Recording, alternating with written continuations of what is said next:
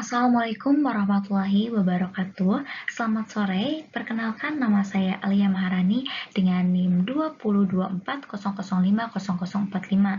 Pada kesempatan kali ini, saya akan mempresentasikan activity diagram untuk sistem peminjaman buku di Digital EduLib sebagai tugas mata kuliah analisis dan perancangan sistem informasi. Diagram yang akan saya jelaskan terdiri dari dua bagian, yaitu proses peminjaman buku oleh mahasiswa dan proses admin mengelola koleksi buku. Baik, langsung saja kita mulai dengan diagram yang pertama. Baik, ini adalah diagram pertama yang menggambarkan proses peminjaman buku oleh mahasiswa. Diagram ini menggunakan dua swimline, yaitu student di sebelah kiri dan sistem di sebelah kanan.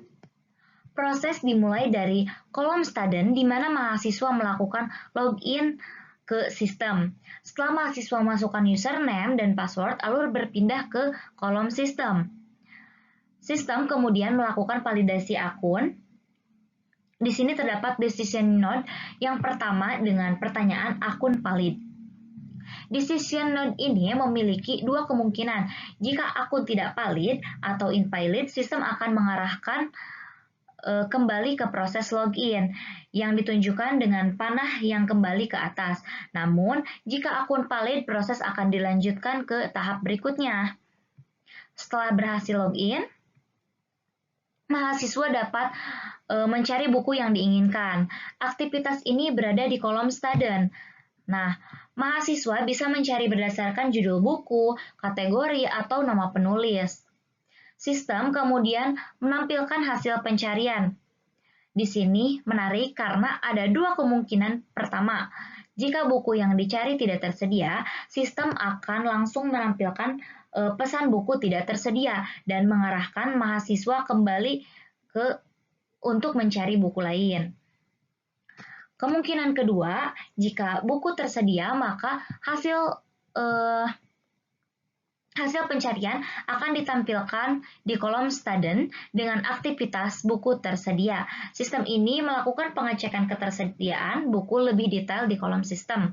Nah, setelah mahasiswa memilih buku, sistem kembali melakukan pengecekan dengan decision node buku tersedia. Jika jawaban no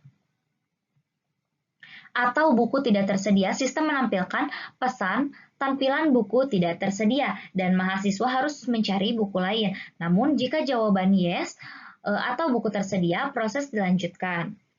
Mahasiswa kemudian mengajukan peminjaman buku. Aktivitas ini ada di kolom student. Nah, di bagian ini sangat penting, setelah mahasiswa mengajukan peminjaman, sistem melakukan dua proses secara paralel atau bersamaan. Ini ditandai dengan garis horizontal tebal yang disebut fork yang di atas. Nah, proses paralel yang pertama adalah sistem mencatat transaksi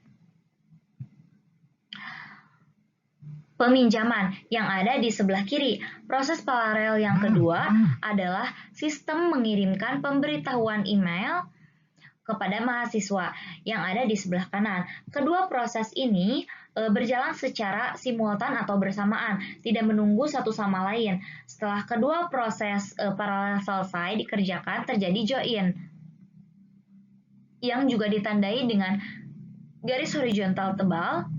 Join ini menggabungkan kembali kedua alur proses yang tadi berjalan paralel.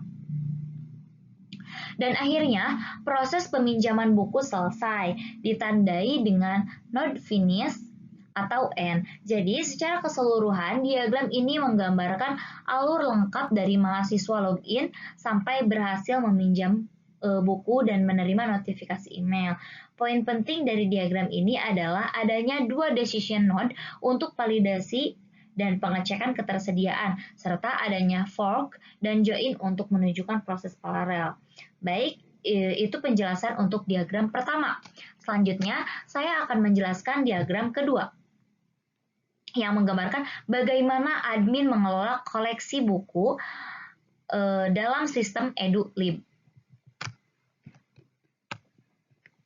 Nah, Ini adalah diagram kedua yang menunjukkan proses admin mengelola buku. Diagram ini juga menggunakan dua streamline, yaitu admin di sebelah kiri dan sistem di sebelah kanan. Proses dimulai dari kolom admin dengan node start. Admin pertama kali melakukan login ke sistem dengan memasukkan username dan password admin. Setelah admin melakukan login, alur berpindah ke kolom sistem. Ke sini. Sistem melakukan verifikasi data admin untuk memastikan bahwa yang login adalah admin yang sah. Nah, di sini terdapat decision node dengan pertanyaan valid. Jika data admin tidak valid, maka akan ada panah yang mengarahkan kembali ke proses login. Ini berarti admin harus login ulang jika data dimasukkan salah. Namun, jika data valid, proses dilanjutkan ke tahap berikutnya. Setelah berhasil login, admin melakukan menu kelola buku. Aktivitas ini berada di kolom admin. Menu ini merupakan pintu masuk admin untuk mengelola seluruh koleksi buku yang ada dalam sistem. Nah, di bagian ini sangat menarik juga. Setelah masuk ke menu kelola buku, admin memilih 3 pilihan aksi yang bisa dilakukan. Ini ditunjukkan dengan decision node aksi admin yang memiliki 3 cabang. Pilihan pertama adalah tambahkan buku baru, di mana admin dapat menambah buku baru ke dalam koleksi perpustakaan. Pilihan kedua adalah ubah data buku, di mana admin dapat memodifikasi informasi buku yang sudah ada, misalnya mengubah deskripsi, kategori, atau data lainnya. Untuk pilihan ketiga, menghapus buku, di mana admin dapat menghapus buku dari sistem jika buku tersebut sudah tidak relevan atau rusak. Ketiga aksi ini adalah yang dipilih admin. Ketiga aksi ini, apapun yang dipilih admin akan mengalir ke kolom sistem untuk proses lebih lanjut. Sistem akan menerima input data dari admin sesuai dengan aksi yang dipilih. Sistem kemudian melakukan simpan perubahan data. Di tahap ini, sistem memvalidasi data yang diinput admin dan mempersiapkan untuk menyimpan ke database. Setelah data divalidasi, sistem melakukan aktivitas perbarui daftar buku di database. Ini adalah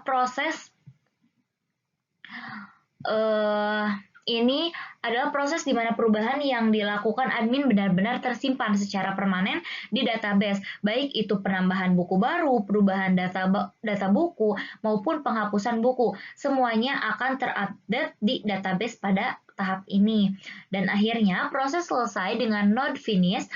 Sistem biasanya juga akan menampilkan pesan konfirmasi kepada admin bahwa perubahan data telah berhasil disimpan.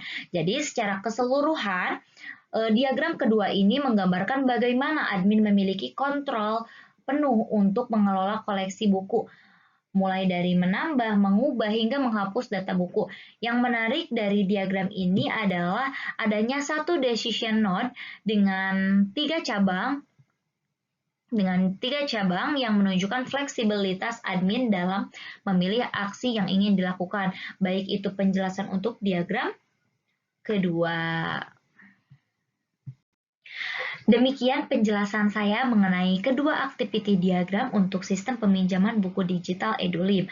Untuk merangkum, diagram pertama menggambarkan proses peminjaman buku oleh mahasiswa yang melibatkan validasi berlapis, pengecekan ketersediaan buku, dan proses paralel antara pencatatan transaksi dan pengiriman notifikasi email menggunakan fork dan join. Sedangkan diagram kedua menggambarkan bagaimana admin mengelola koleksi buku dengan 3 pilihan aksi, yaitu menambah, mengubah, dan menghapus data buku yang semuanya akan tersimpan di database. Kedua diagram ini menggunakan streamline untuk memisahkan aktivitas setiap aktor, decision node untuk pengambilan keputusan, dan notasi UML standar untuk activity diagram. Sekian presentasi dari saya. Apabila ada kekurangan, saya mohon maaf. Terima kasih atas perhatiannya. Wassalamualaikum warahmatullahi wabarakatuh.